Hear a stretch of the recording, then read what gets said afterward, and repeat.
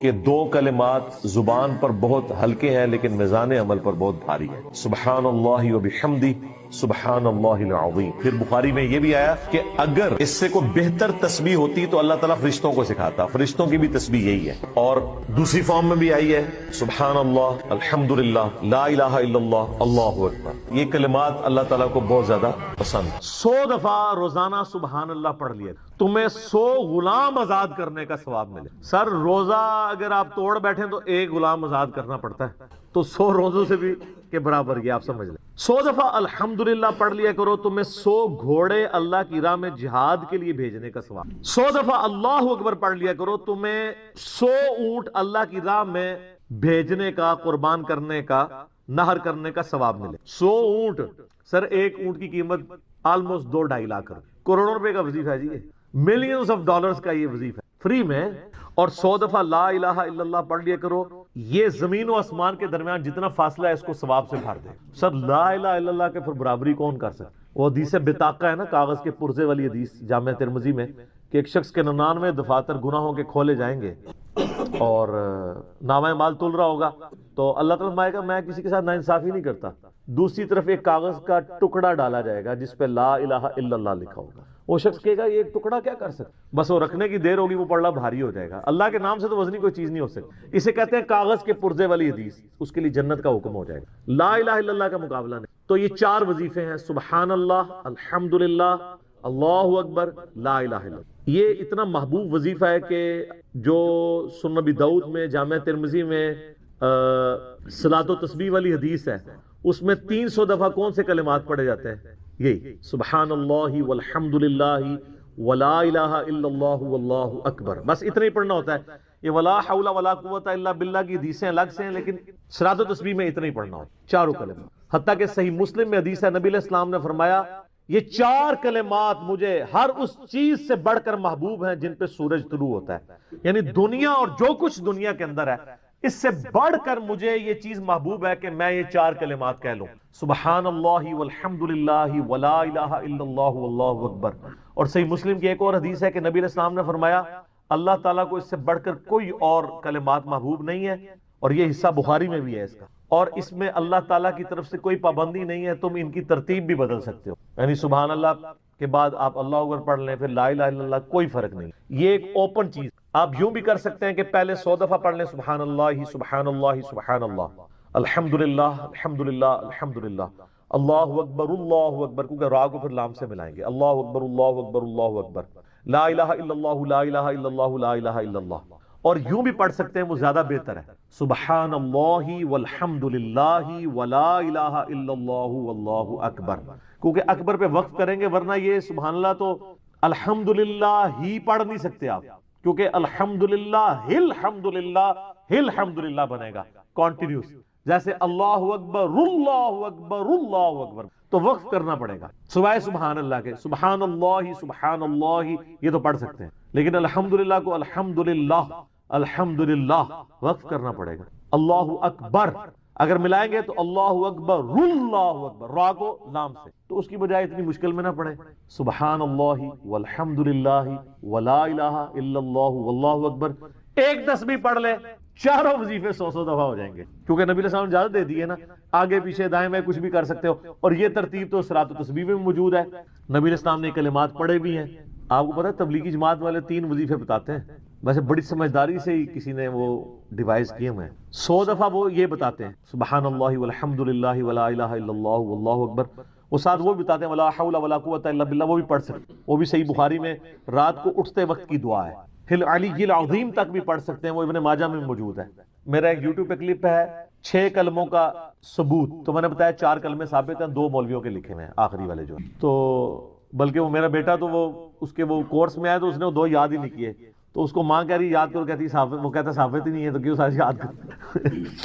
ہم ریکویسٹ کریں گے، ہمارے پاس بھی وہ کورس اسلامیات کا جو ہے نا اس کو ریویو کرنے کے لیے بھیجا ہوا ہے ہماری اکیڈمی میں انہوں نے، تو ہم اس میں ان کو ریکویسٹ کریں گے کہ یہ آخری 2 کلمے نکال دیں، پہلے 4 کلمے ثابت ہیں۔ وہ تو ثابت ہی نہیں ہے، تو خام خواہ لوگوں کو آپ رٹا رہے ہیں، الٹا جن لوگوں کی شادی ہونے والی ہوتی ہے وہ بیچارے ٹینشن میں پڑے ہوتے ہیں 6 کلمے یاد کریں، حالانکہ کلمے کے ساتھ تو کوئی تعلق ہی نہیں اس کے۔ تو یہ جو صلاۃ و تسبیح کے اندر بھی پڑھا جاتا ہے، لیکن اس میں لا حول ولا قوت الا باللہ نہیں، وہ تو لادہ سے بخاری مسلم میں حدیث ہے کہ جنت کے خزانوں میں سے ایک خزانہ ہے لا حول ولا قوت الا باللہ. تو آپ پڑھنا چاہتے ہیں ضرور پڑھیں، اس میں وظیفے کے طور پہ آپ پوری تسبیح اس کی پڑھ لیں بے شک. تو تبلیغ جماعت والے یہ بتاتے ہیں 100 دفعہ درود شریف بتاتے ہیں اور 100 دفعہ استغفار بتاتے ہیں. تو بہت انٹلیکچوئل چیز ہے.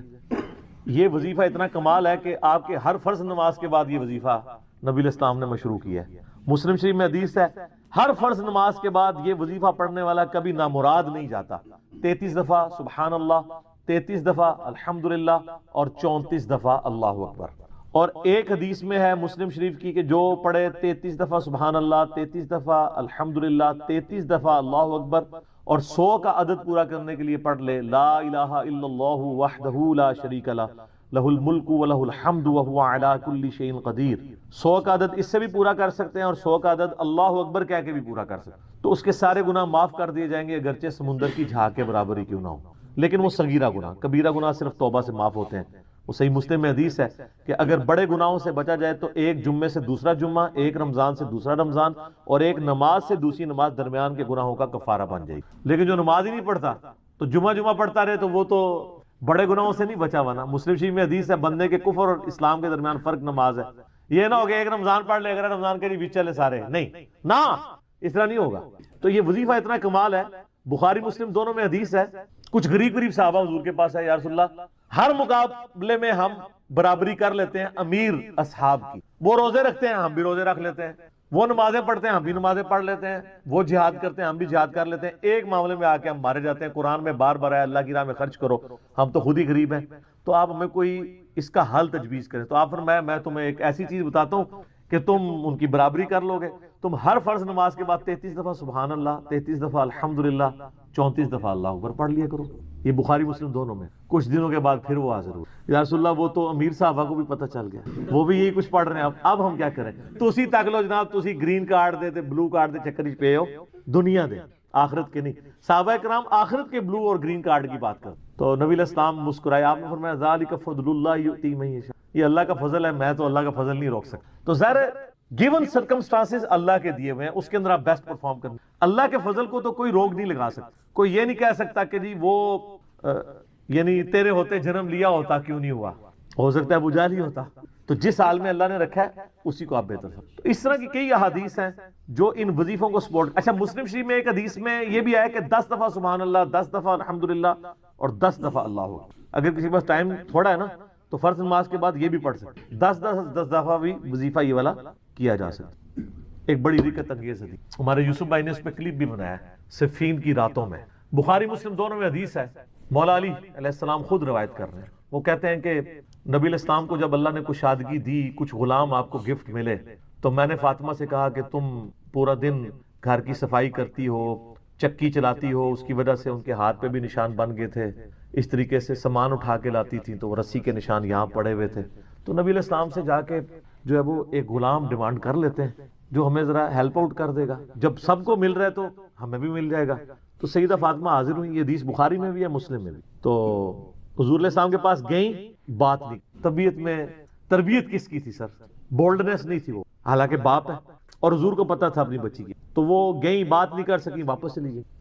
تو حضور علیہ السلام محفل برخاست ہوئی، آپ خود آ گئے. سر وہ حدیث کمال ہے. مولا علی کہتے ہیں میں اور فاطمہ ایک چادر میں لیٹے ہوئے تھے اور نبی علیہ السلام ہمارے گھر میں آئے اور پاؤں کی جانب سے نبی علیہ السلام ہمارے بستر میں داخل ہوئے، حتیٰ کہ آپ کے پاؤں کی ٹھنڈک ہم نے اپنے سینے پہ محسوس. یعنی حضور علیہ السلام نے پاؤں کی جانب سے اپنے پاؤں انٹر کیے اور وہ پاؤں سیدہ فاطمہ اور مولا علی کے سینے تک پہنچ گئے تو انہوں نے ان کو سینے سے لگا لیا. سر یہ فرینکنس کسی صحابی کو نصیب ہو سکتی؟ تو آپ نے فرمایا وہ فاطمہ تم آئی تھی، کوئی کام تھا؟ سیدہ فاطمہ سے پھر بھی بات نہیں. تو حضرت علی کہتے ہیں میں نے نا پھر کہا یا رسول اللہ وہ میں نہیں بھیجا تھا، پورا دن کام کرتی ہے. آپ کی بیوی کہتی ہیں ہماری کوئی ذمہ داری نہیں ہے. یہ بھی تو بیوی تھی نا. بخاری مسلم میں حدیث ہے جنتی عورتوں کی سردار ہے فاطمہ سلام اللہ علیہا. تو میں نے غلام کے لیے عرض کیا تھا یہ تھک جاتی ہے ہمیں ہیلپ آؤٹ کر دے گا. آپ علیہ السلام فرمایا میں تمہیں اس سے بہتر نہ چیز عطا کروں. کہ یا رسول اللہ عطا کریں. یعنی آپ لوگ تو سمجھ رہے ہوں گے کہ غلام مانگا ہے تو شاید ایک گھوڑا بھی ساتھ گفٹ مل جائے گا. ان کا جب رات کو بسترے پہ جانے لگو نا تو 33 دفعہ سبحان اللہ، 33 دفعہ الحمدللہ اور 34 دفعہ اللہ اکبر پڑھ لیا کرو، یہ تمہارے لیے اس غلام سے بھی بہتر ہے، یعنی سارے دن کی تھکاوٹ اتر جائے گی۔ سر یہ بہت بہترین وظیفہ ہے۔ تو اچھا، یہ حدیث مولا علی پوری زندگی سنایا کرتے تھے، کیونکہ حضرت فاطمہ اور مولا علی کی ایک محبت بڑی مثالی تھی۔ پھر لوگ بھی جو ہے نا وہ مولا علی سے پوچھا کرتے تھے فاطمہ والی حدیث، تسبیح فاطمہ، اسے تسبیح فاطمہ اسی لیے کہا جاتا ہے۔ تو یہ حدیث جب بیان کی مولا علی نے تو آگے نے تابعی نے پوچھ لیا، بخاری مسلم دونوں میں ہے، کہ حضرت علی کہتے ہیں کہ وہ دن ہے، آج کا دن ہے، میں نے کبھی یہ وظیفہ چھوڑا نہیں ہے۔ سر استقامت تو خود مل جاتی ہے، جس کے بسترے میں جا کے نبی علیہ السلام وظیفہ سکھا رہے ہوں تو وہ پوری زندگی اس واقعے کو کبھی بھول سکتا ہے کہ مجھے خود آ کے میرے بسترے میں آ کے، اور حتیٰ کہ آپ کے قدم مبارک میرے سینے سے لگے تھے، اس حال میں حضور نے مجھے یہ تحفہ دیا ہے، وہ تحفہ کوئی بھلا سکتا ہے؟ تو تابعی نے کہا کہ مولا علی سے کہا کہ کیا جنگ صفین کی راتوں میں بھی آپ یہ وظیفہ پڑھا کرتے؟ جب مسلمانوں پہ اتنا مشکل وقت تھا، آپ میدان جنگ میں تھے، آپ دیکھیں 30 سال کے بعد مولا علی کو تلوار دوبارہ اٹھانا پڑی اسلامی نظام کو بچانے کی۔ تو مولا نے کہا ہاں، صفین کی راتوں میں بھی میں نے کبھی یہ وظیفہ نہیں چھوڑا۔ تو اس پہ وہ کلپ بنایا تھا صفین کی راتوں میں، یہ اتنا کمال کا وظیفہ۔ اللہ تعالیٰ ہمیں اس وظیفے پہ استقامت دے، اور کچھ نہ کر سکیں یہ ضرور کیا کریں۔ بخاری مسلم میں حدیث ہے، عائشہ کہتی ہیں نبی علیہ السلام نے فرمایا کہ اللہ تعالیٰ کو سب سے بڑھ کر محبوب عمل وہ ہے جو مستقل مزاجی سے کیا جائے، خواہ تھوڑا ہی کیوں نہ ہو، بنسبت اس عمل کے جو بہت زیادہ ہو لیکن مستقل مزاجی سے نہ ہو۔ ایک بندہ ایک دن 1000 دفعہ سبحان اللہ پڑھتا ہے، اگلے دن 10 دفعہ پڑھتا ہے، اس سے بہتر روزانہ ہی 10 دفعہ پڑھ لیں۔ تو یہ وظیفہ 100 دفعہ پڑھنے کے لیے کوئی زیادہ ٹائم ریکوائرڈ نہیں ہوتا۔ آپ روٹین میں ہیں، آپ پاس دونوں آپشن ہیں، الگ الگ کر کے پڑھ لیں تب بھی ٹھیک ہے، ایک ہی دفعہ میں پڑھ لیں سبحان اللہ والحمدللہ ولا الہ الا اللہ واللہ اکبر تب بھی درست۔ اور فرض نماز کے بعد تو اور کوئی وظیفہ، ایک آیت الکرسی والا وظیفہ، اور یہ تسبیح فاطمہ والا وظیفہ، اور تکبیر بلند کرنا، استغفار پڑھنا، اللہم انت السلام منک السلام، سارے اذکار اس میں لکھے ہوئے ہیں۔ چند ایک وظائف تو ضرور پڑھیں، اور اس میں یہ والا وظیفہ کبھی نہ چھوڑیں، یہ بہت ایکسٹرا آرڈنری ہے۔ روزے کی جو ٹائمنگز ہیں، یعنی سحری اور افطاری کی، یہ بھی اکثر لوگ پوچھ رہے ہوتے ہیں کہ ہم نے اذان کو فالو کرنا ہے یا ٹائمنگ کو فالو کرنا ہے۔ بھائی آپ نے ٹائم کو فالو کرنا ہے۔ اذان جو ہے وہ سحری اور افطاری کے لیے نہیں دی جاتی، اذان دی جاتی ہے آج کے دور میں اس لیے کہ نماز کے لیے آپ کو انفارم کیا جائے۔ وہ بھی خیر ہم گھڑیوں سے معاملہ چلا سکتے ہیں، لیکن وہ شعار اسلام میں سے اسے ہم چینج نہیں کر سکتے۔ اس لیے اذانیں تو ساری کی اذانیں بھی 15 منٹ تک ہوتی رہتی ہیں، اور لوگ اس دوران کھاتے پیتے رہتے ہیں، تو اس طرح تو روزہ نہیں ہوگا بھائی۔ اگر آپ کا ٹائم ٹیبل بتا رہا ہے کہ آج 5:10 پہ ختم سحری ہے، تو بس آپ نے 5:09 پہ ہی کھانا پینا بند کر دینا ہے اپنے علاقے کے مطابق۔ اذان کا تو کوئی تعلق ہی نہیں ہے۔ بعض اوقات مساجد کے اندر گھڑیاں سٹینڈرڈ ٹائم پہ نہیں ہوتی ہیں، ان کو بھی 5:10 کا پتہ ہے لیکن 3 منٹ گھڑی پیچھے ہے، تو ظاہر ہے وہ تو جا کے 5:13 پہ اذان دیں گے اور آپ اذان کے اوپر لائک کریں گے۔ لہٰذا آج کے دور میں تو یہ مسئلہ اس طریقے سے نہیں ہونا چاہیے۔ پلس افطار کے وقت بھی گھڑیوں کی ٹائمنگ کا فرق ہوتا ہے، اور پھر کچھ زدہ معاملات بھی چل رہے ہوتے ہیں۔ ہم نے تو اپنے جیلم شہر میں دیکھا ہے کہ بالکل صحیح ٹائم پہ اذان دے رہے ہوتے ہیں اہل حدیث، جیسے ہی رمضان شروع ہوتا ہے 5 منٹ پہلے اذان دینا شروع کر دیتے ہیں، جی بھائی جلدی افطار کرنا ہے۔ بھائی وقت سے پہلے تو افطار نہیں کرنا۔ لہذا پہلا شرعی مسئلہ یہ ہے کہ آپ لوگوں کے پاس ٹائم ٹیبل بھی موجود ہے، گھڑی سٹینڈرڈ ٹائم ہونی چاہیے، ایپس ہیں تو ان کے ذریعے آپ دیکھ لیں، اس میں بھی جو کراچی یونیورسٹی والوں کی کیلکولیشن ہے ٹوائلائٹس کے پوائنٹ آف ویو سے وہ بہترین ہے، اس کو آپ فالو کریں۔ اور اپنی جو مساجد کے اندر ڈیجیٹل واچ ہیں ان کو وہ شافعی ٹائم کے اوپر آپ رکھ لیں۔ ویسے تو حنفی اور شافعی ٹائم میں فجر اور مغرب کا فرق نہیں ہے، وہ صرف عصر کا فرق آتا ہے، لیکن چلیں وہ آپ اس کو اس پہ سیٹ کر لیں اور اس کو آپ نے فالو کرنا ہے۔ 5 منٹ پہلے ہی روزہ بند کر دیں۔ اسی طریقے سے کھولنا ہے تو جب تک وہ ٹائم پورا نہ ہو جائے روزہ نہیں کھولنا، ادروائز آپ کا روزہ سرے سے نہیں ہوگا۔ یہ ایک کریٹیکل مسئلہ ہے۔ باقی قرآن حکیم میں جو میں نے آپ کو بتایا، رکوع نمبر 23 آیت نمبر 183 سے 188، اس میں بھی آیا ہے کہ آپ نے روزے کو سٹارٹ کرنا ہے طلوع فجر سے لے کر رات ہونے تک، اور رات کی ڈیفینیشن شریعت میں غروب آفتاب ہے۔ رات کے لیے یہ ضروری نہیں کہ بالکل سیاہ ہو جائے، نہیں، جیسے ہی سورج غروب ہوگا رات کا وقت شروع ہو جائے گا۔ مسئلہ نمبر 2، اذان کے دوران کھانا پینا۔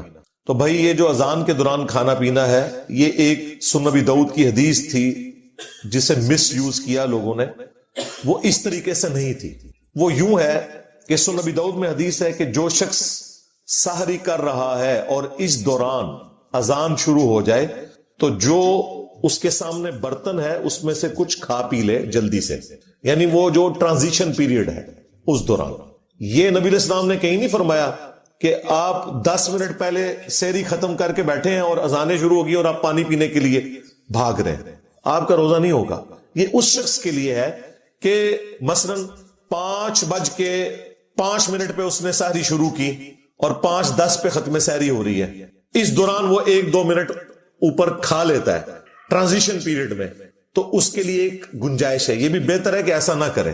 لیکن ایک بندہ اٹھا ہی 5:10 پہ ہے اور اسے پتا ہے کہ 5:25 تک اذانیں چلتی ہیں اور ختم سحری ہے ہی 5:10 ہے، تو وہ 15 منٹ کے میں اذانوں کے دوران کھا رہا ہوں، اس کا روزہ کوئی نہیں. بالکل یہ ذہن میں رکھیے گا. تو وہ اس حدیث کو غلط لوگوں نے یوز کیا، وہ ٹرانزیشن پیریڈ کے لیے تھا. جس طرح بخاری مسلم میں ہے کہ جس نے طلوع آفتاب سے پہلے فجر کی 1 رکعت پا لی اس نے فجر کی نماز پا لی، اگرچہ 1 رکعت اس کی اس ٹرانزیشن پیریڈ میں ہے کہ سورج نکل رہا ہے، غروب وقت ہے، لیکن پھر بھی اس کی نماز ہو جائے گی. اس طریقے سے اسی حدیث میں ہے جس نے غروب آفتاب سے پہلے عصر کی 1 رکعت پا لی اس نے عصر کی نماز پا لی، اگرچہ اس کی 3 رکعتیں مغرب کے وقت میں. تو یہ ٹرانزیشن پیریڈ کی بات ہو رہی ہے، یہ ذہن میں رکھیے گا. اور یہ بھی اس شخص کے لیے ہے جو شخص اس سے پہلے سحری شروع کر چکا تھا، کسی مجبوری کی وجہ سے وہ لیٹ اٹھا تھا. لیکن اگر کوئی شخص اٹھا ہی ایسے وقت میں ہے کہ ختم سحری ہو چکی ہے، اس کے لیے یہ نہیں ہے، یہ ذہن میں رکھیے گا. اس کی مرضی ہے، ٹھیک ہے، وہ 8 پیرا روزہ رکھنا چاہتا ہے رکھ لے، ادر وائز چھوڑنا چاہتا ہے چھوڑ دے، بعد میں ایک روزے کی قضا دے دے اگر اسے یہ خدشہ ہے کہ میں کھائے پیے بغیر روزہ چلا نہیں سکوں گا. بخاری مسلم میں حدیث ہے کہ جب حضرت بلال اذان دیں تو تم کھانا پینا ترک نہ کرو، کیونکہ وہ لوگوں کو اٹھانے کے لیے اذان دیتے ہیں. اور جب عبداللہ ابن ام مکتوم اذان دیں تو تم فوراً کھانا پینا ترک کر دو، کیونکہ وہ ایک نابینا شخص ہیں، جب تک انہیں کوئی یہ نہ بتائے کہ طلوع فجر ہو چکی ہے، یعنی ختم سحری کا وقت ہو گیا، اس وقت تک وہ اذان نہیں دیتے. تو جیسے ہی وہ اذان دیں فوراً کھانا پینا چھوڑ دو. اس زمانے میں اذان کے ذریعے بتایا جاتا تھا کہ ختم سحری ہو چکی ہے، تو ظاہر ہے کہ وہ اتنا ایکوریٹ تو نہیں ہوتا ہوگا جتنا آج کل ہے. آج کل تو ہم سیکنڈز تک بتا سکتے ہیں، لہٰذا ان کے اوپر تو وہ والی گرفت اس انداز میں نہیں ہو سکتی. لیکن آج ہمیں پوری کی پوری کیلکولیشنز پتہ ہے، لیٹ لانگ کے ذریعے عام سافٹ ویئرز کے اندر بھی 1.5-2 لاکھ شہروں کے نمازوں کے ٹائم اور سحری اور افطاری کے ٹائم لکھے ہوتے ہیں. ظاہر ہے وہ نمازوں والی ٹائم ہے نا. فجر کا وقت جب داخل ہوتا ہے وہ ختم سحری ہے، اور جب مغرب کا وقت شروع ہوتا ہے وہ غروب آفتاب ہے، وہاں پہ آپ نے روزہ کھولنا ہے. لہٰذا آج کے دور میں تو ایز سچ یہ کوئی مسئلہ نہیں رہا. مسئلہ نمبر 3، اگر کوئی شخص غلطی سے مغرب سے پہلے روزہ کھول لے تو اس کا روزہ باطل ہو جائے گا، بعد میں 1 روزے کی وہ قضا دے گا. صحیح بخاری میں آتا ہے کہ نبی الاسلام کے زمانے میں کافی گہرے بادل آگے مغرب میں، تو اس وقت تو گھڑیوں والا سلسلہ ہی نہیں تھا. تو اسما بنت ابی بکر کہتی ہیں کہ ہم نے روزہ کھول لیا اور بعد میں سورج نکل آیا. اس زمانے میں علم غیب نہیں تھا ہوتا اصل میں. ہاں آپ کو انہوں نے کہانی کروائی بھی ہے جی، کوئی بڑے سے بڑا غوث قطب ابدال بھی ہو، وہ ایک صحابی کے گھوڑے کے قدموں کی ہاک نہیں ہے، اور غوث قطب ابدال تو پوری کائنات کو اس طرح دیکھ رہے ہیں جیسے ہتھیلی کے اوپر دانا. یار میں صحابہ کرام کی حضرت ابوبکر کی بیٹی کی بات کر رہا ہوں، ٹھیک ہے، جو صحابی ہیں، حضرت زبیر کی بیوی ہیں، عبداللہ ابن زبیر کی والدہ ہیں. وہ کہہ رہی ہیں کہ ہم نے روزہ کھولا اور بعد میں سورج نکل آیا. تو وہ عبداللہ ابن زبیر کا جو چھوٹا بھائی ہے عروہ ابن زبیر، ان کے بیٹے تھے ہشام، وہ یہ روایت بیان کر رہے تھے. تو وہ ہشام بن عروہ سے کسی نے پوچھا کہ جب سورج نکل آیا تھا تو پھر وہ روزے کا کیا بنا؟ تو انہوں نے کہا روزے کی قضا دی تھی، اس کے سوا تو کوئی چارہ ہی نہیں تھا. لیکن دیکھیں آج یہ نہیں ہو سکتا. میں کہتا ہوں جی گپ اندھیرا چھا جائے اور غروب آفتاب کا ٹائم آپ کی گھڑی بتا رہی ہے 6:20، ہمارا بچہ بھی روزہ نہیں کھولے گا، جو مرضی ہو جائے. وہ کہے گا جی یہ تو سورج نکل آئے گا. یہ سائنس کی برکات میں آپ کو بتا رہا ہوں کہ آج کل دین کو پریکٹس کرنا کتنا آسان ہے. یہ غلطی کے چانس ہی ختم ہو گئے. تو اس سے یہ بات پتہ چل گئی کہ اگر کوئی شخص اس طریقے سے غلطی کر بیٹھے تو وہ بھول چوک اس کی معاف نہیں ہوگی، اس کا روزہ اسٹیبلش ہی نہیں ہوگا اس کیس کے اندر. مسئلہ نمبر 4 کہ اگر کوئی شخص بھول کر کھا پی لے، یعنی اسے یہ یاد نہیں رہا کہ اس کا روزہ تھا، تو اب اس کا حکم ڈفرنٹ ہے. وہ بخاری مسلم میں حدیث ہے, جو شخص بھول کر کھا پی لے تو اسے اللہ نے کھلایا اور پلایا ہے, اس کا روزہ اس سے ضائع نہیں ہوگا. لیکن جیسے ہی اسے یاد آئے گا, وہ جو منہ میں بھی لقمہ ہے وہ باہر پھینکنا ہوگا. یہ نہیں ہے کہ اب بوٹی رکھی ہوئی ہے تو چلو, نہیں, اس ایک لمحے میں جیسے ہی آپ کو پتا چلا تو اس کو بھی آپ نے منہ والی غذا کو بھی باہر نکالنا ہوگا. اگر اسے آپ نے اندر کر لیا پھر روزہ گیا, کیونکہ اب آپ کو پتا چل گیا. اسی طریقے سے اسی میں امپلائڈ ہے, اگر کوئی میاں بیوی کا تعلق اس اعتبار سے قائم ہو گیا, ویسے تو یہ بہت دور کی بات ہے, لیکن چونکہ ہمیں سوال پوچھا جاتا ہے, ہماری مجبوری ہے کہ ہم بتائیں کہ وہ بھی پھر روزہ اس کا اس اعتبار سے باطل نہیں ہوگا اگر بھول کر کوئی ایسا معاملہ ہوا. مسئلہ نمبر 5, مردوں کے لیے اگر نائٹ فال والا ایشو ہو جائے, احتلام ہو جائے روزے کی حالت میں, تو کیا اس کا روزہ ٹوٹ جائے گا؟ نہیں, اس کا روزہ نہیں ٹوٹے گا, کیونکہ یہ تو اس کے اختیار میں نہیں ہے. لہذا نائٹ فال کے کیس میں روزہ نہیں ٹوٹتا. مسئلہ نمبر 6 وہ ہے کہ اگر عورت کے مینسز شروع ہو جائیں, یعنی وہ پیریڈ شروع ہو جائیں, تو کیا اس کا روزہ ٹوٹ جائے گا؟ جی, اس کا روزہ ٹوٹ جائے گا. اس کی وجہ یہ ہے کہ بخاری مسلم میں حدیث ہے, عائشہ سلام اللہ علیہا کہتی ہیں کہ نبی علیہ السلام ہمیں حالت حیض میں چھوڑے ہوئے جو روزے ہیں ان کی قضاء کا بعد میں حکم دیتے تھے, اور نمازوں کی قضاء کا حکم نہیں دیتے تھے. یعنی پیریڈز میں جو نمازیں چھوٹتی ہیں وہ ظاہر مشکل کام ہے, پھر وہ 35 نمازیں بن جائیں گی, وہ اللہ تعالیٰ نے عورتوں سے معاف کر دی ہیں, لیکن روزوں کی معافی نہیں ہے, وہ آپ نے بعد میں قضاء دینی ہے. لہذا اگر غروب آفتاب سے 1 منٹ پہلے بھی اگر کسی کے ساتھ پیریڈز والا ایشو ہو گیا تو وہ والا اس کا روزہ اسی وقت ختم ہو جائے گا. لیکن ظاہر ہے کہ پھر وہ لوگوں کے سامنے کھانے پینے کی تو ضرورت نہیں ہے, عورتوں کو پتا ہوتا ہے, وہ پردے سے اپنے معاملات کو لے کے چل رہی ہوتی ہے. مسئلہ نمبر 7, کیا جنوبی شخص جس پہ غسل فرض ہو وہ روزہ رکھ سکتا ہے؟ بالکل رکھ سکتا ہے. بخاری اور مسلم دونوں میں حدیث ہے, اما عائشہ سلام اللہ علیہا کہتی ہیں کہ نبی علیہ السلام حالت جنابت میں ہوتے تھے, احتلام کی وجہ سے نہیں, کسی اور وجہ سے. وہ انہوں نے پردے میں بات کی میاں بیوی کے تعلق کے پوائنٹ آف ویو سے. تو نبی علیہ السلام روزہ رکھ لیا کرتے تھے اور پھر طلوع فجر کے بعد غسل اتارا کرتے تھے. یعنی آپ اگر اٹھے ہیں سپوز 4:45 بجے اور آپ کو پتا ہے 5:10 پہ ختم ساری ہے, اگر میں غسل کرنے گیا تو میری ساری رہ جائے گی, تو کوئی ضرورت نہیں غسل کرنے کی, تسلی سے ساری کریں, اس کے بعد آپ غسل اتاریں. جنبی شخص روزہ رکھ سکتا ہے. اسی میں وہ امپلائڈ ہو گیا مسئلہ جو میں نے پہلے بیان کیا تھا کہ اگر کوئی شخص جنبی ہے تو جنبی ہونا اس کے روزے کو نہیں توڑے گا, کیونکہ جنبی جب روزہ رکھ سکتا ہے اور روزے کے دوران کوئی جنبی ہو گیا نائٹ فال کی وجہ سے, تو پھر اس کا روزہ نہیں ٹوٹے گا. البتہ اگر کوئی جان بوجھ کے ایسا معاملہ کرتا ہے, خواہ وہ ازدواجی تعلق کا ہو یا کوئی انفیئر مینز کو یوز کرے, میں وہ انورٹڈ کامز میں ایک ذرا پردے میں گفتگو کر رہا ہوں, دونوں صورتوں میں اس کا روزہ پھر چلا جائے گا, سیدھی سی بات ہے. مسئلہ نمبر 8, روزہ کن کاموں سے ٹوٹتا ہے؟ یہ تو کچھ ہم نے ڈسکس کر لیے, انہیں سم اپ کر لیں. نمبر 1, جان بوجھ کر کھانے پینے سے روزہ ٹوٹ جائے گا. نمبر 2, جان بوجھ کر میاں بیوی کا تعلق قائم کرنا, وہ روزہ توڑ دے گا. اور نمبر 3, وہ اسپیسیفکلی عورتوں کے لیے ہے کہ جب ان کے پیریڈ شروع ہوں گے آٹومیٹکلی ان کا وہ روزہ ٹوٹ جائے گا, لیکن وہ روزہ بعد میں قضا کریں گے, یہ وہ گناہ والے زمرے میں نہیں آئے گا. اور نمبر 4, اگر کوئی شخص غلط طریقے سے, یعنی مردوں کے لیے میں بات کر رہا ہوں, مسٹربیشن والا ایشو کرتے ہیں تو ان کا روزہ بھی ٹوٹ جائے گا. مسئلہ نمبر 9, اگر کوئی روزہ توڑ ہی بیٹھے تو اس کا پھر کفارہ کیا ہوگا؟ تو وہ بخاری اور مسلم میں رپورٹ ہوا ہے کہ اگر کوئی شخص میاں بیوی کے ازدواجی تعلق کی وجہ سے روزہ توڑ بیٹھا ہے تو اس کا تو بڑا سخت کفارہ ہے. ایک غلام کو آزاد کرے گا, جو آج کل آبسلیٹ ہو چکے ہیں, اب تو غلام نہیں ملتے. ادروائز 60 روزے رکھے گا, 60 روزے نہیں رکھ سکتا اور وہ بھی مسلسل رکھنے, تو 60 مساکین کو کھانا کھلائے گا. اور ظاہر ہے یہ اس کے لیے جو بیچارہ افورڈ کر سکتا ہے, جو نہیں کر سکتا صرف توبہ کر لے کافی ہے. تو یہ کفارہ. اس کے اوپر امام بخاری نے باب باندھا ہے کہ اگر میاں بیوی کے تعلق کی وجہ سے روزہ ٹوٹے تو اس کا یہ کفارہ ہے. بیسیکلی امام بخاری نے حنفیوں کا رد کیا. حنفی ہر مسئلے میں جس میں آپ روزے کو توڑ دیں گے وہ یہی کفارہ بتاتے ہیں. یعنی اگر کوئی جان بوجھ کے کھا پی لے نا تو کہتے ہیں وہ بھی 60 روزے رکھے گا, جبکہ یہ کفارہ صرف اس معاملے میں تھا. اور میرا موقف بھی امام بخاری کے ساتھ ہے. کھا پی کر روزہ توڑنا اور اس طریقے سے توڑنا زمین و آسمان کا فرق ہے. اس میں پلنٹی واقعی ہونی چاہیے.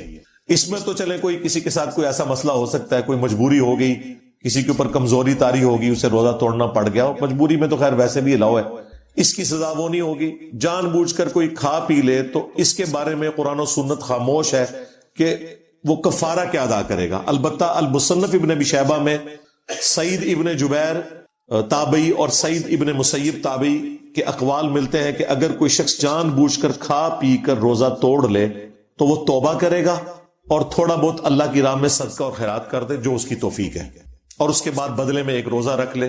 اسے وہ 60 روزوں والا جو پیلنٹی والا معاملہ ہے اسے وہ نہیں کرنا پڑے گا, اس کا یہ معاملہ ریزالو ہو جائے گا. اور یہ مسئلہ نمبر 10 تھا جو میں نے بیان کر دیا, چونکہ یہ آپس میں جڑے ہوئے تھے کہ کھا پی کر روزہ توڑنے کا کفارہ ڈیفرنٹ ہے اور ازدواجی تعلق والا کفارہ ڈیفرنٹ ہے. اور اس میں اب اجتہادی مسئلہ ہو جائے گا کہ اگر کسی نے ماسٹربیشن کے ذریعے روزہ توڑا ہے تو اس کے اوپر 60 روزوں والا تو حکم لگانا ایک بہت ایکسٹریم ہے. اس کے لیے بھی صرف توبہ اور ایک روزے کا کفارہ بعد میں ادا کرنا ہوگا. مسئلہ نمبر 11, روزے کی قضا کب تک کر سکتے ہیں, یعنی اگلا رمضان آنے سے پہلے کب کرنی ہے. تو اس کے بارے میں بخاری اور مسلم دونوں میں حدیث ہے. عائشہ سلام اللہ علیہا کہتی ہیں کہ میں اپنے جو پیریڈز کے روزے چھوٹ جاتے تھے رمضان کے, میں ان کی قضا شعبان کے مہینے میں دیا کرتی تھی, جو اگلا شعبان آنے والا ہے. یعنی اگلے رمضان سے پہلے جو شعبان کا مہینہ تھا اس میں عائشہ کہتی ہیں کہ میں قضا دیا کرتی تھی, اور اس کی ریزن یہ تھی, انہوں نے خود بیان کر دی, نبی علیہ السلام کی مشغولیت کی وجہ سے. چونکہ بخاری مسلم میں ہے کہ کوئی عورت نفلی روزہ بھی اپنے خاوند کی اجازت کے بغیر نہیں رکھ سکتی, چونکہ نبی علیہ السلام بخاری مسلم میں رپورٹ ہوا ہے کہ شعبان کا پورا مہینہ روزہ رکھا کرتے تھے. تو عائشہ کہتی ہیں مجھے پتا ہوتا تھا کہ حضور روزے سے ہیں تو مجھے آپ سے اجازت کی بھی ضرورت نہیں ہے, تو میں اپنے ان 7 روزے جو بنتے تھے یا جو بھی بنتے تھے ان کی قضا دے لیا کرتی تھی. اس سے یہ پتا چل گیا کہ پورے سال میں کسی بھی وقت آپ روزوں کی قضا کر سکتے ہیں. بعض لوگ شوال کے 6 روزوں کے اندر ڈبل نیت کر لیتے ہیں, اس طرح نہیں ہوگا بھائی. ہاں, یہ ہو ہی نہیں سکتا کہ آپ نے نوٹوں کے کیس میں, مال کے کیس میں تو یہ نہیں کرتے کہ ڈبل نیت کر لیں, تو وہ نفلی روزے الگ سے رکھنے ہوں گے, یہ قضا روزے الگ سے. تو پورے سال میں کسی بھی وقت آپ روزے قضا کر سکتے ہیں, اور اس میں آپ کے اوپر کوئی قدغن نہیں ہے کہ گرمیوں میں روزے چھوٹے ہیں تو سردیوں میں کیوں قضا دے رہے ہیں. آپ کی مرضی دے سکتے ہیں, اس کے اوپر اللہ تعالیٰ نے کوئی گرفت نہیں رکھی. اسی میں ایک اور مسئلہ اس کے ساتھ جو جڑا ہوا ہے وہ یہ ہے کہ اگر کوئی شخص اگلا رمضان آ گیا اور رمضان شریف کے روزوں کی قضا نہیں دی تو اب وہ کیا کرے. اس میں قرآن و سنت خاموش ہے. البتہ سنن کبریٰ البیہقی میں حضرت ابو ہریرہ کا فتویٰ ہے کہ اگر اگلا رمضان بھی آ گیا تو اب اگر کوئی شخص پچھلے رمضان کے روزوں کی قضا اس رمضان کے گزرنے کے بعد کرے گا تو وہ پھر ڈبل کام کرے گا, روزے کی قضا بھی اور ہر اس روزے کے بدلے فدیہ بھی دے گا, جو قرآن میں ہے مسکین کو ایک وقت کا کھانا کھلانا یا اس کے ایکویلنٹ رقم دے دینا, وہ بھی دے گا. اب اسے اس کا فدیہ بھی دینا ہوگا اور قضا بھی کرنی ہوگی. مسئلہ نمبر 12, فدیہ کتنا ہے. وہ قرآن میں آیا کہ ایک مسکین کو ایک وقت کا کھانا کھلانا. حنفی ویسے کہتے ہیں 2 وقت کا کھانا. قرآن میں صرف آیا ہے کہ مسکین کو کھانا کھلانا ہے, وقت ذکر نہیں ہوا, تو اس میں امپلائڈ ہے کہ ایک وقت کا ہی کھانا ہے. اور اس مسکین کا خود روزہ دار ہونا کوئی ضروری نہیں ہے, نہ اس کا خود کوئی نمازی ہونا ضروری ہے. کسی بھی مسکین کو آپ کھانا کھلا دیں, آپ نے اللہ کے لیے کھلایا, وہ ہو جائے گا. اور یہ بھی آپ کر سکتے ہیں کہ ایک سے زیادہ روزے ہیں تو مختلف مساکین کو جمع کر کے کھانا کھلا دیں یا روزانہ کے اعتبار سے. لیکن قرآن میں آیا کہ آپ نے وہ کھانا جو آپ خود اوسطاً استعمال کرتے ہیں نا, وہ والا کھانا آپ نے کھلانا ہے. وہ آپ کھانا بھی کھلا سکتے ہیں, ہنڈیا میں سے ایک بندے کا سالن شام کے وقت اور ساتھ 2 روٹیاں جو بھی مانگنے والا آئے اس کو دے دیا تو وہ ہو گیا, یا کسی غریب کے گھر بھجوا دیا, یا اس کے ایکویلنٹ آپ کوئی رقم بھی بھجوا سکتے ہیں. وہ آپ کو اللہ تعالیٰ نے اس حوالے سے آسانی دی ہوئی ہے. بخاری میں تو آتا ہے کہ انس بن مالک جب بوڑھے ہو گئے تھے نا تو وہ روزے نہیں رکھ سکتے تھے, 100+ ان کی ایج ہو گئی تھی, تو وہ مساکین کو اپنے گھر بلا کر گوشت کے ساتھ کھانا کھلایا کرتے تھے. یعنی اعلیٰ درجے کا کھانا کھلاتے تھے کہ میں اللہ کی راہ میں خیرات کر رہا ہوں, اس لیے اعلیٰ درجے کا کھانا میں دوں گا. اور پھر وہ آیت پڑھتے تھے قرآن حکیم کی سورۃ البقرہ کی کہ وہ لوگ جو مشکل سے روزہ رکھنے کے اوپر قادر ہیں تو وہ فدیہ دے سکتے ہیں مساکین کو. मसला नंबर 13 कि जो प्रेग्नेंट हामिला औरत है और दूध पिलाने वाली औरत, उसके रोजों का क्या मसला होगा। कुरान हकीम में तो अल्लाह ताला ने दो तरह के लोगों को इजाजत दे दी कि वो रोजे बाद की दिनों में गिनती पूरी कर लें जो छोड़ेंगे। नंबर 1 मुसाफिर और नंबर 2 मरीज। लेकिन जामिया तिरमिज़ी, सुनन नबी दाऊद, सुनन निसाई और सुनन इब्न माजा में मौजूद है, नबी इस्लाम ने मरीजों के साथ साथ हामिला औरत और दूध पिलाने वाली औरत को भी इजाजत दी है कि वो अपने रोजों को मुअक्कर कर सकती है बाद में रखने के लिए। तो ये बहुत बड़ी आसानी है। और इसी में एक क्रिटिकल मसला जुड़ा हुआ है। एक औरत प्रेग्नेंट थी, उसके रोजे छूट गए 1 साल के, फिर 2 साल तक वो दूध पिलाती रही, 3 साल के रोजे छूट गए, फिर वो प्रेग्नेंट हो गई, ये तो अमूमन हो जाता है, फिर 1 साल के रोजे के, फिर 2 साल तक दूध पिलाती रही, फिर अगले 2 साल के, यूं करके 5, 7, 8, 9 साल के रोजे उसके जमा हो गए।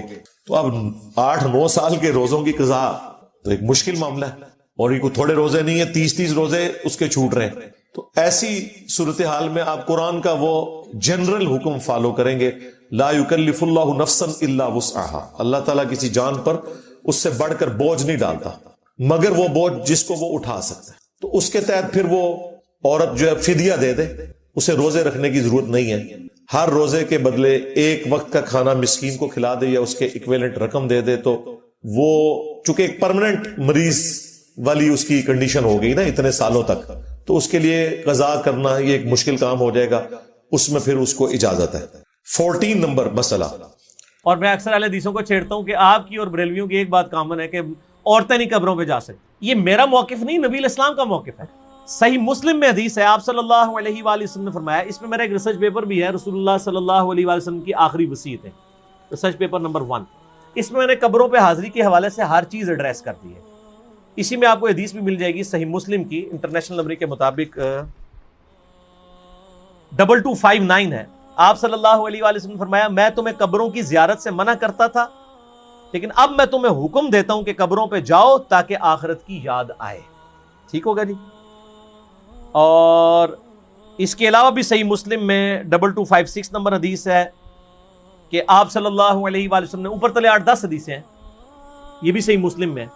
अम्मा आयशा कहती हैं, एक रात आप मेरे साथ लेटे हुए थे, रात का कुछ हिस्सा गुजर गया, तो आप सल्लल्लाहु अलैहि वसल्लम अपने मुबारक बिस्तरे से उठे, बकीए गरकत कब्रिस्तान चले गए, और आपने 3 दफा यूं हाथ उठा के वहां दुआ की, और फिर वापस आए। कहते हैं मैं पीछे पीछे गई, लेकिन मैं भी पहले ही वापस आके बिस्तरे पे लेट गई ताकि नबी इस्लाम को ना पता चले, सांस फूला हुआ था। आपने फरमाया कि ऐ आयशा, तुमने गुमान किया कि अल्लाह और उसका रसूल तुमसे खयानत करेंगे, यानी तुमने ये समझा मैं किसी और बीवी के पास चला गया हूं। तो ऐ आयशा, मुझे सच सच बताओ, तुम क्या मेरे पीछे आई थी? और अगर तुम नहीं बताओगी तो मुझे अल्लाह तो बता ही देगा। ऐ इल्म गैब भी क्लियर हो गया, अल्लाह तो मुझे बता ही देगा। तो उन्होंने कहा, या रसूल अल्लाह, मैं गई थी। तो फरमाया कि मैं जब लेटा तो जिब्रील इस्लाम को अल्लाह ताला ने मेरे पास भेजा, और उन्होंने कहा कि अल्लाह ताला फरमाता है कि आप अहले बकी के लिए दुआए मगफरत करें। तो मैं रात को उठ के कब्रिस्तान गया और 3 दफा हाथ उठा के दुआ की। सईदा आयशा ने पूछा, या रसूल सल्लल्लाहु अलैहि वसल्लम, जब मैं जाऊं या हम लोग कब्रिस्तान जाएं तो हम क्या दुआ करें?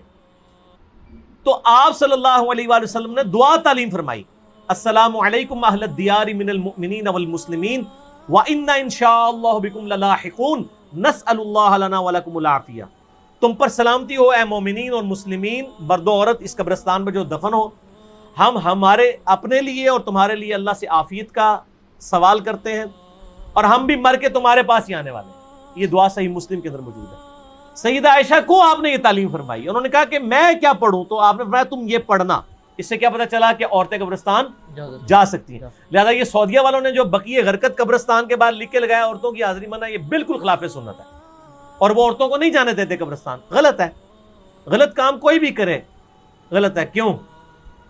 ना मैं वाबी ना मैं बाबी, मैं हूं मुस्लिम इल्मी किताबी। ना ये बाबों की बात होगी ना वाबी सो कॉल्ड बात होगी, ये इल्मी किताबी बात होगी। और अम्मा आयशा रदियल्लाहु ताला अन्हा बकायदा अपने भाई की कब्र पे गई, जामिया तिरमिज़ी में सही सनद के साथ है। अब्दुर्रहमान बिन अबी बकर उनकी कब्र पे गई, वहां पे जाके अशार भी पढ़े, और इमाम तिरमिज़ी एक हदीस लेके आए कि नबी इस्लाम ने लानत फरमाई है उन औरतों पर जो ज़वारुल क़ुबूर करती हैं। कसरत से कब्रिस्तान जाती हैं। फिर साथ ही इमाम तिरमिज़ी ने लिखा इस हदीस के अंदर, ये सारी हदीसें आपको मिशकात की पहली जिल्द में ना कब्रों की जियारत वाले चैप्टर में मिल जाएंगी कंबाइंड फॉर्म में। इमाम तिरमिज़ी ने लिखा ये हदीस मनसूख है, क्योंकि जब आपने आम इजाजत दे दी कि कब्रों पे जाओ आखिरत की याद आए, तो ये हदीस मनसूख होगी। और ज़वारुल कुबूर से मुराद है कसरत से, अगर कभी कभार औरत चली जाए तो जायज है, लेकिन मज़ारों पे नहीं, कब्रों पे। मज़ारों पे तो मर्द भी नहीं जा सकते, क्योंकि मज़ार तो नबी इस्लाम की मुखालफत में बनाए गए हैं। सही मुस्लिम में हदीस है, तुम्हें मना करता हूं कब्रों पर इमारतें बनाने से, कब्रों को पक्का करने पे, उनसे बैठने से। ये सही मुस्लिम के अंदर हदीस मौजूद है इंटरनेशनल नंबर के मुताबिक 2245। बाकी आप मेरा कब्रें, मज़ारात, गुंबद खजरा ये लिखें यूट्यूब पे, मेरे क्लिप कई एक क्लिप खुल जाएंगे माशाल्लाह, लाखों लोगों ने वो क्लिप देखे हैं, गुंबद खजरा वाला क्लिप, ये सारी चीजें। तो औरतें कब्रिस्तान जा सकती हैं, और कब्रिस्तान पे आप हाथ उठा के दुआ भी कर सकते हैं। आप कब्र वाले से नहीं मांग रहे, अल्लाह से मांग रहे हैं, किबला रुख होके हाथ उठाएं। नबी इस्लाम ने मुस्लिम शरीफ में 10 हदीस हैं, हाथ उठा के दुआ की, अल्लाह से की, उसके बाद चेहरे पे हाथ भी फेरे। अल मुस्तदरिल हाकिम में सही सनद के साथ है, तुम्हारा रब हया फरमाता है उस शख्स से जो हाथ उठा के दुआ करे कि उसे महरूम लुटाए। ये अबू दाऊद में भी है, वो रवायत कमजोर है, मुस्तदरक की रवायत सही है कि और नमाज के बाद भी आप अपनी इंडिविजुअल दुआ हाथ उठा के करें, ये अफजल है। उसके बाद चेहरे पे हाथ फेरना भी ना सिर्फ सुन्नत है बल्कि इजमाए उम्मत है। ये तो सऊदीया के चंद मौलवियों ने ये काम शुरू किए हैं, और वो कहते हैं कि जनाब चेहरे पे हाथ फेरना साबित नहीं है। अबू दाऊद में ज़ईफ रवायत है कि नबी इस्लाम फेरते थे, लेकिन इमाम बुखारी की किताब है अल अदबुल मुफरद, उसमें इंटरनेशनल नंबर के मुताबिक 609 नंबर असर है कि अब्दुल्ला इब्न जुबैर और अब्दुल्ला बिन उमर रज़ियल्लाहु ताला अन्हुमा, ये दोनों दुआ के बाद अपने चेहरे पर हाथ फेरा करते थे। और अमली तवातर है, पूरी उम्मत फेरती है, ये तो हदीस से बड़ी दलील है। जब सारी उम्मत ये काम कर रही होगी तो हदीस से तो दलील की जरूरत ही नहीं है, कोई इख्तलाफ नहीं है। सऊदी वालों ने खामखा एक इख्तलाफ खड़ा कर दिया है। लेकिन पाकिस्तान में जो अहले हदीस है, उन्होंने जो नमाज नबवी छापी है दारुल इस्लाम वालों ने, उन्होंने यही रवायत लिखी 609 अल अदबुल मुफरद की, और कहा है कि बिल्कुल ये सही है, सुन्नत है, चेहरे पे हाथ फेर सकते हैं। बल्कि मैं आपको शुगल की बात बताऊं, सऊदीया से कोई चंद साल पहले की बात है, एक भाई ने मुझे कहा हमारे एक शेख हैं यहाँ पे सऊदीया में, मदीना यूनिवर्सिटी, उम्मुल कुरा यूनिवर्सिटी, मक्का में भी हमारे स्टूडेंट्स वीडियोस के एतबार से जो है वो सुनते हैं। तो उन्होंने कहा कि मुझे वो हदीस भेजे, मैंने अरबी वर्डिंग उसकी भेजी। शेख जुबैर साहब ने मिशकात की दूसरी जिल्द में दुआ वाले चैप्टर के जो हदीस है ना अबू दाऊद वाली के नबी इस्लाम चेहरे पे हाथ फेरते थे, उसके नीचे लिखा ज़ईफ है, लेकिन साथ ही फुट नोट पे लिखा सही सनद है अब्दुल्ला बिन उमर और अब्दुल्ला बिन जुबैर से कि वो चेहरे पे हाथ फेरते थे, और वो रवायत बिल्कुल सही है और बुखारी की सेहत के ऊपर सही है। तो जब उनको हदीस बताई, उन्होंने कहा नहीं ये तो ज़ईफ है, इसमें फलां रावी ज़ईफ है। मैंने मकबत शामला में उस रावी से सही बुखारी में 12 रवायतें निकाली उसी सनद के ऊपर, और उसको कहा कि ये इसको प्रिंट निकाल के दे मौलवी को। उसको कहा बुखारी की भी 12 हदीसें ज़ईफ साबित का है, उसी सनद पे अल-अदबुल मुफरद पे है चेहरे पे हाथ फेरने वाली। तो मौलवी तो पता है तो जिद्दी होता है, मनिया नहीं, लेकिन ठप्या गया लाल रुमाल वाला, खामोश हो गया, कहना कौन उथू कट के भेजता है। एक बंदा है थे अल्लाह ने छड़िया, जो ना वाबी है ना बाबी है, ना मैं वाबी ना मैं बाबी, मैं हूं मुस्लिम, इल्मी किताब। अगला सवाल तो इसमें कवर हो गया जी, कवर हो गया। चलें ये करामत हो गई। अली भाई आप अल्हम्दुलिल्लाह आप हमेशा आयात और हदीस के रेफरेंसेस देते हैं, मगर कभी कभी उनके इंटरनेशनल नंबर नहीं बताते। बराए मेहरबानी आप लोडिंग से पहले वीडियो में ही ऐड कर दिया करें तो आसानी होगी, या कोई बुक बता दिया करें। बुक तो मैं हमेशा बताता हूं कि ये आज तक मैंने हदीस कभी हदीस की किताब के नाम के बगैर नहीं बताई। एक बुक है तो ये मिशकात शरीफ, आप 3 जिल्दों में डाउनलोड कर लें ahlesunnatpak.com से।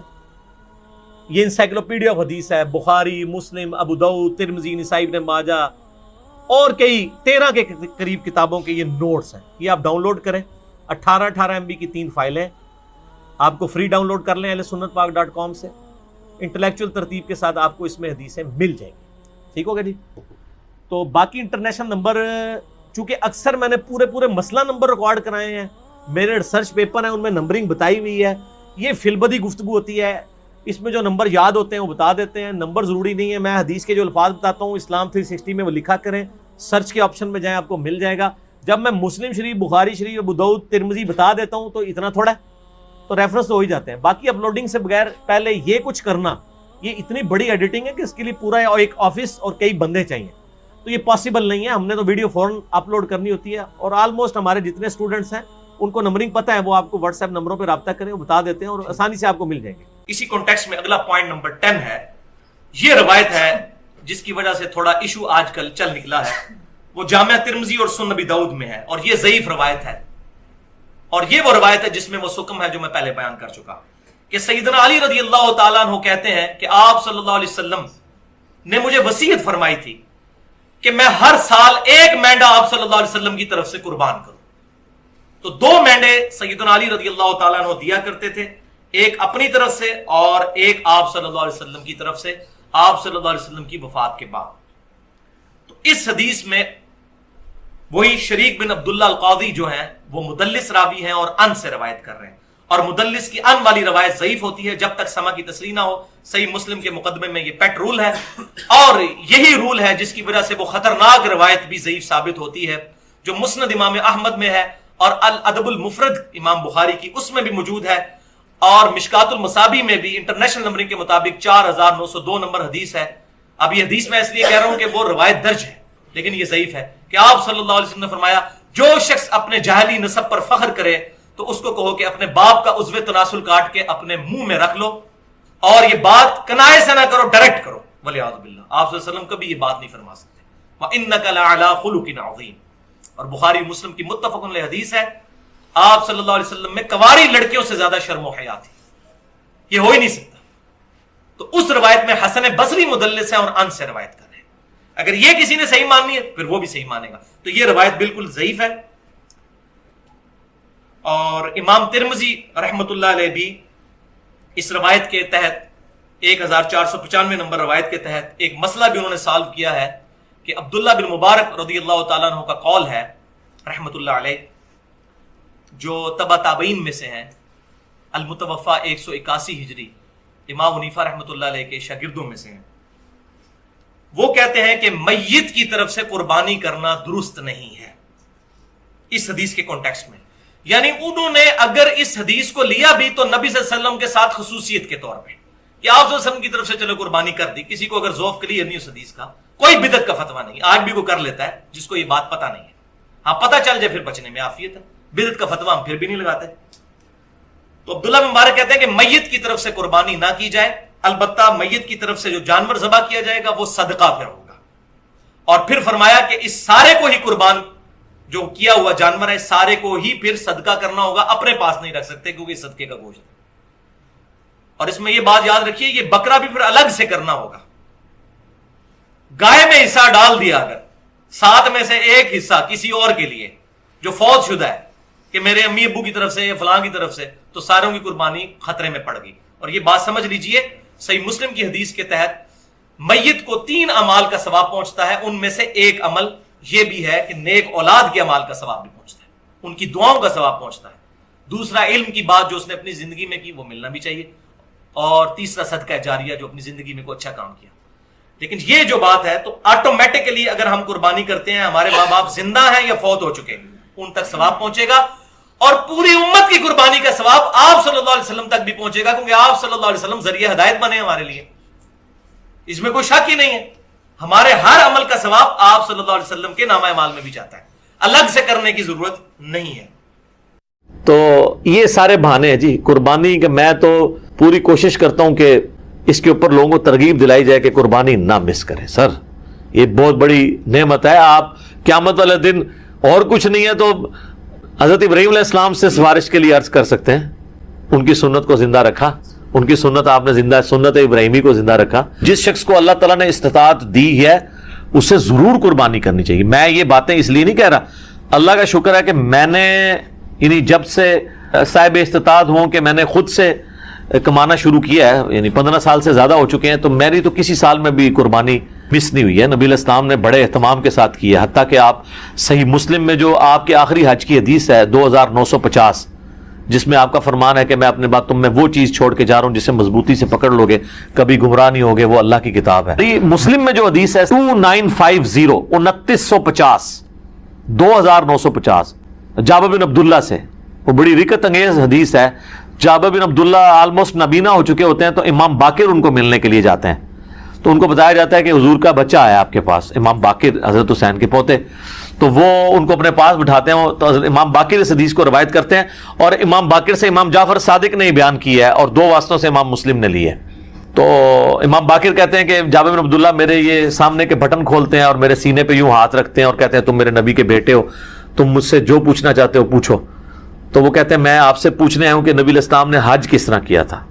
تو وہ حج کی آلموسٹ 7-8 صفحوں پہ لمبی حدیث ہے، مسلم شریف میں 2950 اور مشکات میں دوسری جلد میں حج کے چیپٹر میں پہلی حدیث یہ ہے۔ اس میں الفاظ ہے کہ یمن سے نبی علیہ السلام نے 100 اونٹ منگوائے حجۃ الوداع کے موقع پر، 63 اونٹ آپ نے اپنے مبارک ہاتھوں سے نہر کیے ایک حج کے موقع پہ، 63 اونٹ، اور یہ حضور اپنی طرف سے کر رہے ہیں، اور باقی 37 جو ہے وہ مولا علی کو کہا کہ تم نے کرنا ہے۔ تو 63 میں اشارہ تھا کہ آپ کی چونکہ زندگی مبارک کے 63 سال ہیں، آپ نے پورے سال ایک سال کی قربانی ایک ہی دفعہ کی ہے۔ اور اس کے بعد جابر بن عبداللہ کہتے ہیں کہ جب وہ 100 کے 100 اونٹ نہر ہو گئے تو نبی علیہ السلام نے حکم دیا کہ ہر اونٹ میں سے ایک ایک بوٹی لی جائے، اور وہ ساری 100 کی 100 بوٹیاں ایک دیگ میں ڈال کے پکائی گئیں، ہر ایک جانور سے ایک بوٹی لے کے۔ اور پھر جابر بن عبداللہ کہتے ہیں کہ مولا علی نے اور نبی علیہ السلام نے ایک دسترخوان پہ بیٹھ کے تناول فرمایا۔ تو وہ پوری کی پوری حدیث جو ہے نا بڑی رکت انگیز ہے پڑھنے والی، نبی علیہ السلام کے آخری حج کا بیان، حجۃ الوداع۔ تو اس سے بھی یہ یعنی بات پتہ چلی کہ نبی علیہ السلام نے اس سنت کا بڑا اہتمام کیا ہے، لہذا اس چکروں میں تو پڑھنا ہی نہیں چاہیے کہ جناب واجب ہے یا سنت ہے، بھائی سنت ہے کریں گے، یہ سنت ہی ہے، واجب نہیں ہے، لیکن سنت مؤکدہ ہے، سنت دائمہ متواتر اور مسلسل بھی ہے، تو وہ صاحب استطاعت ہے ضرور کرے۔ جہاں ہم اتنے اور خرچے کرتے ہیں تو قربانی کیوں نہ کرے۔ اگر کوئی شخص آلریڈی مقروض ہے تو کیا وہ قربانی دینے کے لیے قرضہ اٹھا سکتا ہے یا قربانی نہ دے؟ قربانی کیوں نہ دے جی، کروڑ پتی لوگ بھی مقروض ہیں، یہ بڑے بڑے فیکٹریوں کے مالکوں سے آپ پوچھیں، انہوں نے کروڑوں میں قرضے اٹھائے ہوئے ہیں، وہ ایکویٹی تو ان کی 40% ہے، 60% تو ڈیٹ انہوں نے بینکوں سے اٹھایا ہوا ہے، وہ تو سب سے پہلے تو ان کی قربانی ساقط ہو جائے گی۔ یہ قرضہ جو ہے یہ عارضی قرضہ ہے، یہ اس قرضے کو وہ قرضہ نہیں کہا جاتا کہ جس کی بنیاد پہ قرضہ یہ ہے کہ ایک بندہ قرضے کے تلے اس طرح دب گیا کہ اس کی 2 وقت کی روٹی محال ہو گئی ہے اور وہ روکھی سوکھی کھا کے گزارا کر رہا ہے، اس کو مقروض کہا جاتا ہے۔ کروڑ پتی لوگوں کو مقروض نہیں کہا جاتا، تو وہ اس طرح نہیں ہے، قرضہ اٹھا کے آپ کریں۔ یہ کمیٹی آپ نے قرضے ہی تو ڈالی ہوتی ہے، کمیٹی ڈال لیں، بھائی کی شادی کے لیے ڈالتے ہیں کمیٹیاں، اور وہ جوتیاں اور کپڑے ہوں تب بھی نئے لے کے دیتے ہیں بچوں کو، اس کا خرچہ نکالیں تو ایک بیل میں حصہ ڈالنے سے تو کم ہی بنتا ہے، یہ بیل میں حصہ ڈالنا تو اس سے کم ہی بنتا ہے۔ آج کل ایک ایوریج شادی کے اوپر 15-20 ہزار روپے لگ جاتا ہے، تو سر 12-13 ہزار روپے کا آپ بیل میں حصہ نہیں ڈال سکتے، ضروری ہے کہ آپ نے بکرا ہی لینا ہے، بیل میں حصہ ڈال لیں۔ تو یہ جو آپ نے کمیٹی بھی ڈالی ہوتی ہے، اگر ایک سپوز لاکھ روپے کی آپ کی کمیٹی نکلی ہے، تیسری یا چوتھی، اور 10,000 روپیہ مہینہ ہے، تو چوتھی آپ نے کمیٹی جب لے لی ہے تو آپ نے ابھی تک تو 40,000 اس کو جمع کروایا ہے نا کمیٹی والے کو، 60,000 تو آپ نے بعد میں کرانے ہیں، لیکن لاکھ روپے آپ نے پہلے ہی اٹھا لیا ہے، تو 60,000 کے تو آپ بھی مقروض ہیں، تو پھر تو دنیا میں کوئی بندہ ہی نہیں بچے گا۔ یہ سارے بہانے ہیں جی قربانی کے، میں تو پوری کوشش کرتا ہوں کہ اس کے اوپر لوگوں کو ترغیب دلائی جائے کہ قربانی نہ مس کریں۔ سر یہ بہت بڑی نعمت ہے، آپ قیامت والے دن اور کچھ نہیں ہے تو حضرت ابراہیم علیہ السلام سے سفارش کے لیے عرض کر سکتے ہیں، ان کی سنت کو زندہ رکھا، ان کی سنت آپ نے زندہ، سنت ابراہیمی کو زندہ رکھا۔ کوئی ایک نیکی اپنے ساتھ رکھیں اور اچھی چیز قربان کریں، ریاکاری کے لیے نہیں، جس طرح وہ یہ بھی دیکھیں آپ، یہ ٹی وی چینلز میں شروع ہو جائے گا، وہ کراچی میں ایک بندہ ہے، وہ جناب بچپن میں ایک بیل اوپر 30 منزل پہ 4تھی منزل پہ چڑھا لیتا ہے، پھر وہ کرین آتی ہے اس کو اتارنے کے لیے، اس طریقے سے ایک بندہ ہے وہ جناب امریکن بیل منگواتا ہے، اس میں چپیں فٹ ہوئی ہوتی ہیں۔ اگر یہ وہ اللہ کے لیے اچھا جانور دینا بہت اچھی بات ہے، لیکن اس کی نمائش نہیں ہونی چاہیے، ریاکاری ہوئی تو اعمال برباد ہونے کا خدشہ ہے۔ مسند عمل میں حدیث ہے، جس نے دکھلاوے کے لیے نماز پڑھی اس نے شرک کیا، حالانکہ پڑھی نماز ہے، دکھلاوے کے لیے روزہ رکھا اس نے شرک کیا، اور دکھلاوے کے لیے اللہ کی راہ میں صدقہ کیا، یہ صدقہ ہی ہے نا اللہ کی راہ میں قربانی کرنا، تو اس نے شرک کیا۔ یہ باتیں کرنا صرف آسان ہے، دین کے اوپر چلنا بڑا مشکل کام ہے۔ تو جناب قرضہ اٹھانا پڑتا ہے تو کوئی مسئلہ نہیں، قرضہ کیا آپ کو سب مر چلے ہیں، قرضہ اٹھا، کمیٹی ڈال لیں، پلان کریں قربانی کے لیے۔ اگر آپ نے ہر مہینے میں بھی 1000 روپے علیحدہ کیا ہو نا، سال بعد 12,000 روپے بن جاتا ہے، آپ ایک حصہ ڈال ہی سکتے ہیں۔ تو اس کو جس طرح باقی خرچے رکھے ہوئے ہیں نا، بچوں کی فیس، بچوں کی فیسیں آج کل 2,000 سے تو سٹارٹ ہو رہی ہے ایک عام نارمل سکول کے اندر، تو 24,000 روپیہ تو آپ بچوں کی فیس بھی سال کی دے رہے ہیں, تو سال میں 1,000 روپیہ علیحدہ کر کے آپ اللہ کی راہ میں قربانی نہیں کر سکتے؟ کرنی چاہیے. ایون قرضہ بھی اٹھانا پڑتا ہے, ضرور اٹھائیں, کریں, کیونکہ یہ قرضہ ایسا نہیں ہے کہ جو آپ کی گردن کو دبوچ لے گا, آپ آسانی سے اتار لیں گے. 12-13,000 روپیہ کیا چیز ہے؟ اب اس چکر میں نہ پڑ جائے کہ میں نے جا کے 50,000 روپے دی کوئی بیتل بکری جا کے لینی ہے, تو وہ تو ظاہر ہے اتنا بڑا ہاتھ بھی نہ ڈالیں آپ. ٹھیک ہے, نارمل قربانی کر لیں. بھی اگلا سوال ہے, اگر ایک خاندان میں ایک سے زیادہ لوگ مالی طور پر استطاعت رکھتے ہوں تو سب لوگوں کو الگ الگ قربانی دینا ہوگی, یا ایک خاندان کی جانب سے ایک قربانی کر دینا ہی کافی ہے؟ بہتر ہے جی سب الگ الگ دیں. دیکھیں یہ فضیلت ہے, ہر بندے نے اپنی قبر میں جانا ہے, وہ اللہ کے حضور کیوں نہ قربانی لے کے جائے. ان صلاتی و نسکی و محیای و مماتی للہ رب العالمین. رہا شرعی مسئلہ تو یہ ہے کہ ایک خاندان کی طرف سے ایک قربانی کافی ہے. وہ سنن ابن ماجہ میں بھی اور جامع ترمذی میں حدیث موجود ہے. ابو ایوب انصاری رضی اللہ تعالیٰ عنہ سے جب پوچھا گیا تو انہوں نے فرمایا کہ ہم نبی الاسلام کے زمانے میں ایک خاندان کی طرف سے ایک ہی بکری قربان کیا کرتے تھے. پھر بعد میں جب لوگ باہم دولت میں ایک دوسرے پہ فخر کرنا شروع کر دیا تو پھر ایک سے زیادہ لوگ جانور قربان کرنا شروع کر دیا لوگوں نے. اور ایک اور حدیث ہے سنن ابن ماجہ میں بھی, المستدرک للحاکم میں, ایک اور صحابی کہتے ہیں کہ ہم تو ہمیشہ سے پورے خاندان کی طرف سے ایک ہی جانور قربان کیا کرتے تھے, بکری یا بکرا, لیکن اب میرے گھر والے مجھے اکساتے ہیں, تو ہم یعنی ایک دوسرے پہ روب ڈالنے کے لیے کہ ہمسایوں نے تو 3 بکرے دیے ہیں, تم کیوں ایک. یہ صحابہ کے زمانے میں بھی ہے. یہ وہ جو ایک خاندانی ٹسل ہے, یہ تو وہ صحابی کہتے ہیں اب مجبوراً ہمیں اپنے گھر والوں کے اکسانے کے الفاظ ہیں, اکسانے پہ ہم بھی 1-2 بکرے زیادہ کر دیتے ہیں, ورنہ شرعی مسئلہ یہی ہے کہ ایک خاندان کی طرف سے ایک قربانی. یہ خاندان سے مراد ایک چولہا ہے. ایک چولہا اس اعتبار سے کہ میاں بیوی بچے. اب آپ کو گھر ایسا لے آئیں کہ جہاں پہ 5 فیملیز رہ رہی ہیں اور چولہا ایک ہو, تو وہ آپ کہیں گے ایک قربانی نہیں, وہ 5 خاندان ہے. چولہا عموماً بولا جاتا ہے. تو اگر 5 گھر میں خاندان ہے